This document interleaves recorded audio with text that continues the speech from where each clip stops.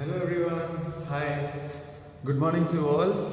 Today I hope you are all fine and enjoying your holidays.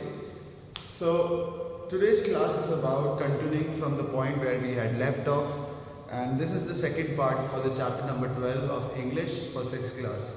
So do you all remember our chapter's name? It is The Cowardly Lion by Lyman Frank Baum, who was born in 1856 and died in 1919. So, just a fast recap to what we had already learned and what we already know about. The characters, yes, we know the characters.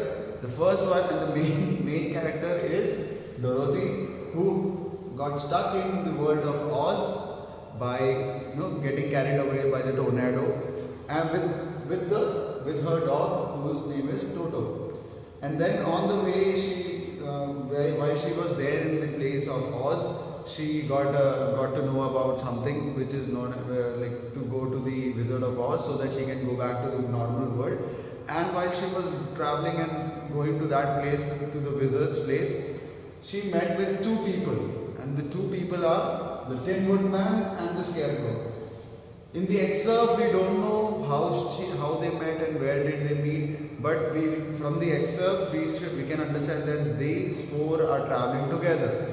And while they are traveling, do you remember what happened? They were hearing noises, the place was scary, and we discussed all those things.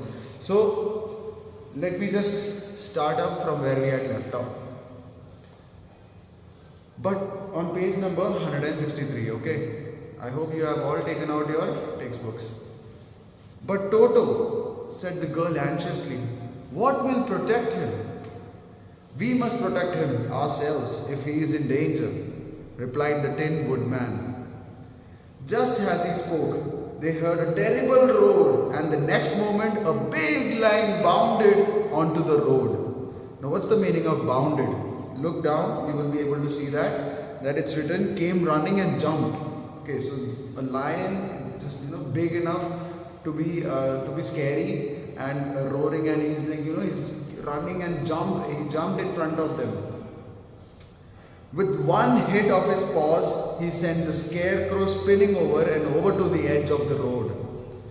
He then struck the Tin Woodman with his sharp claws, but to the lion's surprise, he could make no impression on the tin, although the woodman fell down on the road and lay still.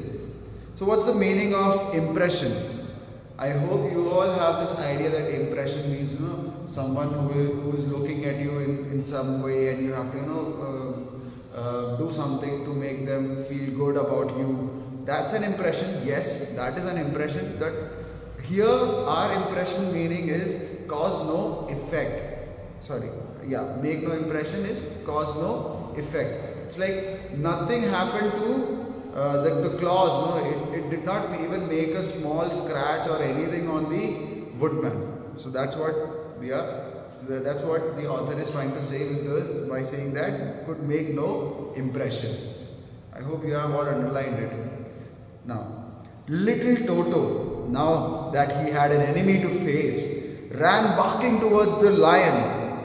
The great beast had opened his mouth to bite the dog, but Dorothy rushed forward and slapped the lion upon his nose as hard as she could.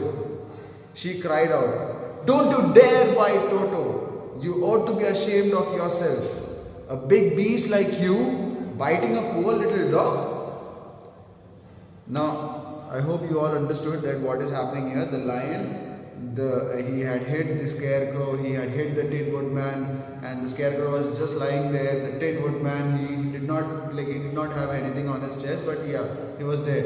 And the next thing that the lion thought of doing is to bite the dog, the Toto, like the dog that Dorothy is having with her. And Toto also came on to the full beast mode, like he was fully going to fight with the lion. But then, as soon as the lion pounced and was about to bite the dog, Dorothy came in and slapped on his nose, which is for animals is very irritating. They have the smelling sense better than us. So of course, hitting on the nose is like getting him irritated and making him to stop. Okay, so Dorothy hit him on his nose, slapped on his nose, and asked him like questions which made him think like, what am I doing? So let's hear it. I didn't bite him, whined the lion. What's the meaning of whine?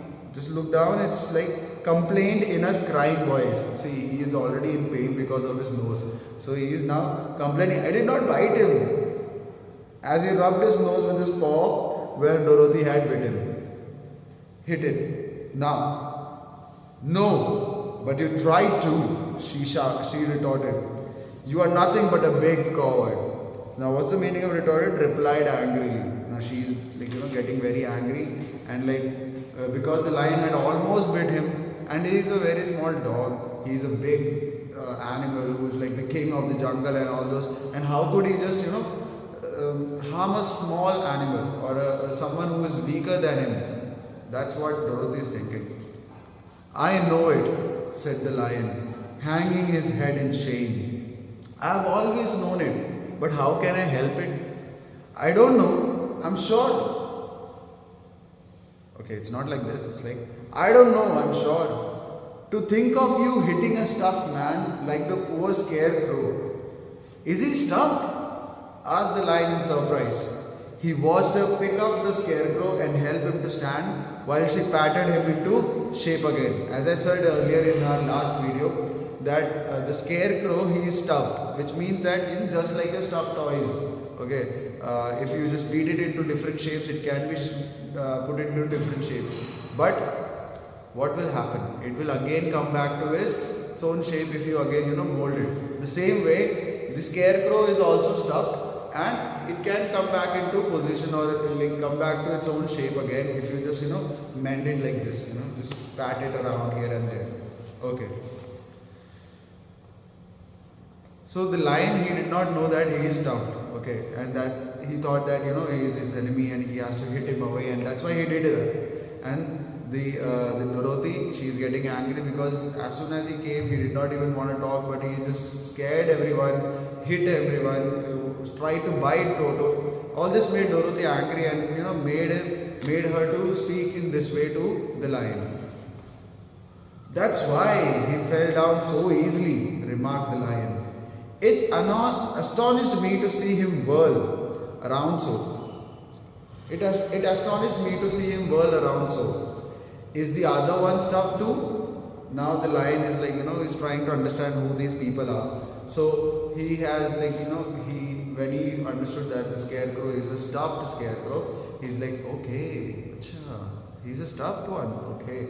That's why when I just hit him, he just, whirl. The meaning of whirl is turn round and round like this, whirl and it just fell down. So yeah, so that's why he's like, okay, I was astonished when I saw him whirl around.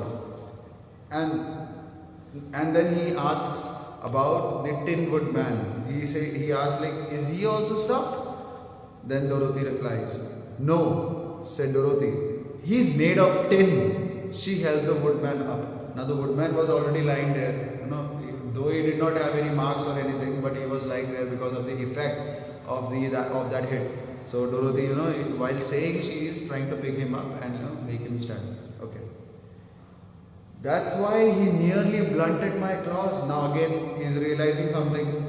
When I hit the stuffed one, he just whirled around and went away. And then when I hit him, there was no impressions made. So he's like, calculating and understanding. That's why he nearly blunted my claws. What's the meaning of blunted? Blunted means made something less sharp. So blunt is like, a knife can be blunt and can be very sharp. So these are two opposites of sharp and blunt. Okay, I hope you understood that. What is that little animal you are so tender with? He is my dog, Toto, answered Dorothy. He is made of tin, or is he stuffed? Asked the lion. So the lion, for him, it is all new and he is not able to understand what is happening here, who these people are, and he is trying to understand what is this animal, right? First time ever seeing this, like a small animal like this. Is he stuffed or made of tin, or is he like flesh, like things like that? So that's what he is trying to understand. Neither. His real live dog, said the girl. Oh, He's a strange animal and seems very small now that I look at him. So while the lion, when he came to attack, he did not even see who they are, how big or small. So he just wanted to, clear his path so that, he can just go from there. But then now he's realizing who these people are, and he's looking at Toto and he's understanding, now I understand he's very small now. Yeah. So now, no one would think of biting such a little thing except a coward like me, continued the lion sadly. So he's like understanding and he's like getting into that guilt feeling, saying that, I'm so big and so, huge, everybody gets scared of me, and still I just went off and started biting, tried to bite this small dog. I'm a coward. Like he's getting this sensation that saying that I'm a coward. Okay. What makes you a coward? Asked Dorothy, looking at the lion who was as big as a small horse. A horse, its height might be at least this much, right? At least this much. So you have to climb like this and get onto him. But he is like, at least a small horse, which might be at least this much. So if you compare the lion and the dog, look at the lion, he is at least this big and the dog is only small. So and Dorothy is asking, how can you be a coward? Like what makes you a coward? Okay. Now the lion replies, whatever he feels, whatever is happening to him, and what makes him think that he is a coward. It's a mystery, replied the lion. I suppose I was born that way. All the other animals in the forest except me to be brave, for the lion is thought to be the king of beasts everywhere. I learned that if I roared very loudly, every animal would get frightened and move out of my way. If the elephants and the tigers and the bears had ever tried to fight with me, I should have run away myself. I'm such a coward. But as soon as they hear me roar, they all run away, and of course, I'm glad to see them go. So the lion is having a very interesting story. He's saying, I don't know why I am a coward, but I'm a lion. I'm supposed to be the king of the jungle and the king of the beasts. Everybody's supposed to be afraid of me. So whenever I go out, I roar, everybody moves out, and I don't even know if at one day the tiger, the bear, and the elephant, if these three fight with me, I would be the first one to run from there. He's like that because he has never been in a real fight. He doesn't know how to maintain how to be like a king, or like how to be that lion that everybody is scared of. So he is very happy to see that whenever he roars, everybody moves out. He doesn't have to do any work. Nothing is mechanical for him. So I hope you all enjoyed today's class, and there are a few things that you need to keep in mind, such as I hope that you all remember that we in our class, first of all, before writing your answers or even writing your anything on your notebook, just write a topic and all those things, of course. But then start with your word meanings, because you have to write your word meanings first. I hope you all remember it. And this is your homework for today, as you have to write your word meanings in your notebooks before writing all the other question answers and all those things. And yeah, so hope you enjoyed. Thank you for having me. Thank you for your time. Bye.